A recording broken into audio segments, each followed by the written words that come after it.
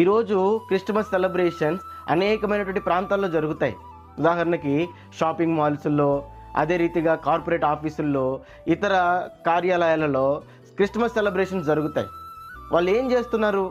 ఓ స్టార్ని పెడుతున్నారు, ఒక చెట్టును పెడుతున్నారు, కేక్ కోస్తున్నారు, శాంటా అవతారాలు ఎత్తుతున్నారు, ఈ గిఫ్ట్లు ఇచ్చుకుంటున్నారు తప్ప క్రీస్తు లేడు. క్రీస్తు సర్వలోక సృష్టికర్త మనందరి పాపముల నిమిత్తమై తన్ను తాను బలిగా అర్పించుకోవడానికి, మనందరి పాపముల నిమిత్తమై చచ్చిపోవడానికి ఈ లోకానికి దేవాతి దేవుడు సమస్తాన్ని విడిచిపెట్టుకొని రిక్తునిగా ఈ లోకానికి వచ్చాడు అన్న సత్యము ప్రజలకు తెలియడం లేదు, ప్రజలకు అర్థం కాలేదు, ప్రజలకు వెళ్ళలేదు.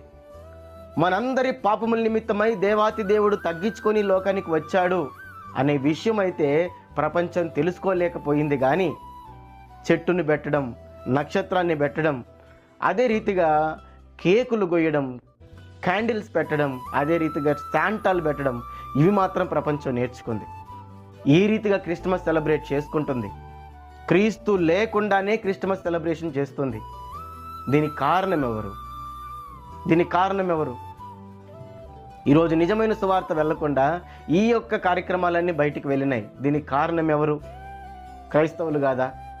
దేవుని బిడ్డలు కాదా? దేవుని సేవకులు కాదా? ఎవరు ఈ యొక్క దారుణమైనటువంటి పరిస్థితికి కారణం? దేవుని బిడ్డలే, దేవుని సేవకులే. వారే దీనికి ఉత్తరవాదులు. ఎందుకనంటే ఈ కార్యక్రమాలన్నీ సంఘంలోనికి తీసుకొచ్చింది వాళ్ళే. ఇవి క్రిస్టియానిటీకి సంబంధం లేకపోయినా, ఇవి అసలు అపోస్తులు చేయకపోయినా, ఇవి అసలు చరిత్రలో లేకపోయినా తీసుకొచ్చి సంఘంలో పెట్టి జరిపించింది వాళ్ళే. కాబట్టి ఇవి చేస్తున్న ప్రతి ఒక్కరూ జ్ఞాపకం పెట్టుకోవాలా. దీనిని బట్టి దేవుడు నిన్ను లెక్క అడుగుతాడు. దీనిని బట్టి దేవుడు నిన్ను ప్రశ్నిస్తాడు. ఆ రోజు నువ్వు ఏ సమాధానం చెబుతావో నిర్ణయించుకో. యేసుప్రభు అడుగుతాడు, అయ్యా నా కొరకు ఏం చేసావు? ప్రభువా నీకోసం నేను పెద్ద స్టార్కి నేను స్పాన్సర్ చేశాను ప్రభువా.